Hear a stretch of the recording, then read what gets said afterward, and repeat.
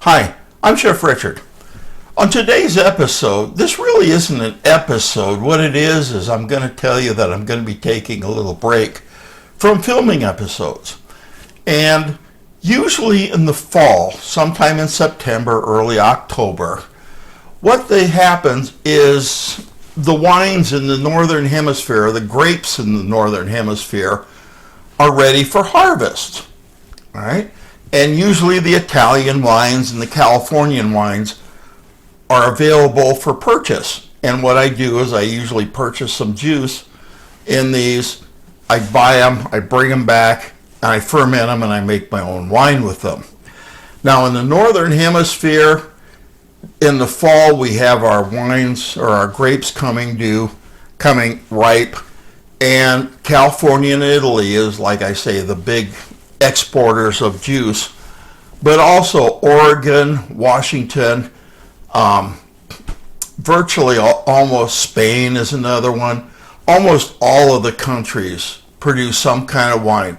There isn't a lot of wine coming out of France, and I think they use that mostly for their internal use or for their use at home.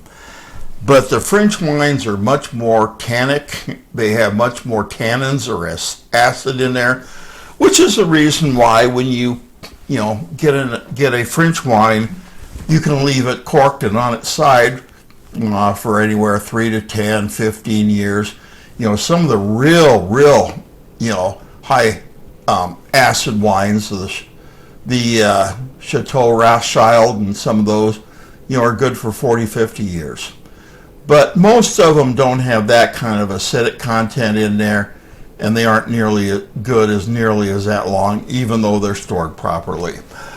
What I've done is I've gotten some California wine. I've gotten 18 gallons of it. They come in 6-gallon buckets, like you see. I've got 6 gallons of a dark red blend. I've got 6 gallons of Pinot Noir, and I have 6 gallons of Sauvignon Blanc.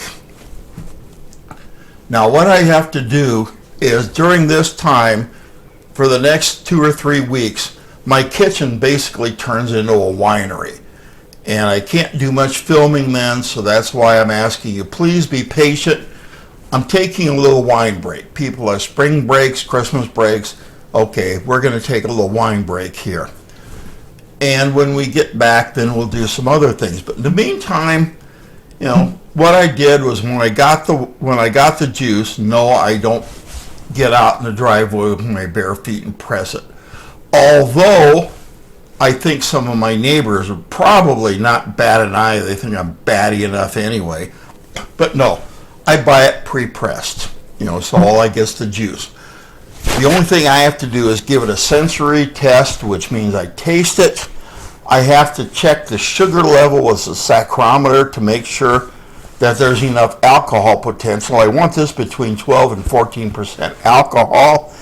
And I also want to take the pH of it, because if it's too acidic or too alkaline, the yeast isn't gonna work right. It isn't gonna propagate correctly.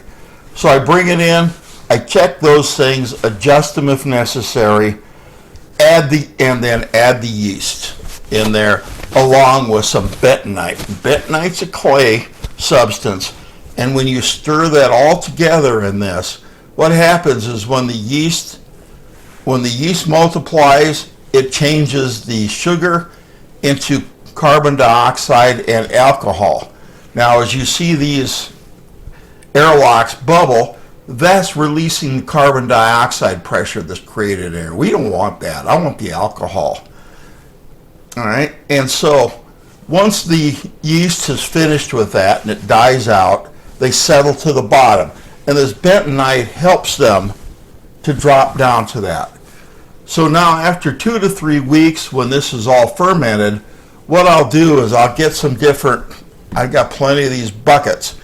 What I do is I just take and siphon off the wine into one of those, leaving the bottom part here that has all that old dead yeast in it. All right? Once I get that siphoned off into a carboy, which is usually what I do, a glass carboy, what I'll do is I'll add a clarifier to it. I'll stir that up, and I'll take it down the basement. I'll have my counter back. We can get on with our episodes. I'll take it down there and let it sit until it clarifies. And you can put a flashlight through it, and you can't see any trace of the beam in there. Then you know it's ready to bottle. In probably, about a month, when it's clarified, the white wines are ready to bottle. And out of 6 gallons, I'll usually get about 30 bottles of wine. And out of the 18 gallons here, I'll probably get about 90. And I do a lot of, I give a lot of these away, especially at Christmas time. I give these, to neighbors and friends and whatever, just as Christmas gifts. Now, the law allows head of household to make up to 200 gallons of beer or wine or combination of the two every year legally. And 200 gallons is a whole lot of booze. That's more than I want to be drinking. So you can do it legally. And if anybody is really interested in seeing how wine is made or how beer is made, because I've made that too, drop me a note on my email account. It's chefrdmiller@gmail.com. Drop me a message. Put a comment underneath this video. Tell me what you want to see. So anyway, once they're clarified and they're bottled, I'll let them age down my cellar in the wine racks for probably another 3 months for the whites and probably 6 to 9 months for the reds before they're really ready to go. They need to age a little bit. Now, after we get this off of the counter and I have my kitchen back and I'm not a winery anymore, what I'm going to do then is I'm going to come back and we have some episodes we want to do. And some of the episodes that we want to do, one of them is a little friend of mine. He's 12. Really wants to cook with me sometimes. So I told him, why don't we film an episode together? I know his parents very, very well, and he wants to cook with me. So one of the episodes, we're going to cook with him. Another one, I want to put the old battle to rest on who created the Reuben's sandwich. There's always been a battle between Reuben's Deli in New York and the Blackstone Hotel in Omaha. And actually, it's gone around and round and round, and it was finally settled, in print when the evidence was out where it was advertised first.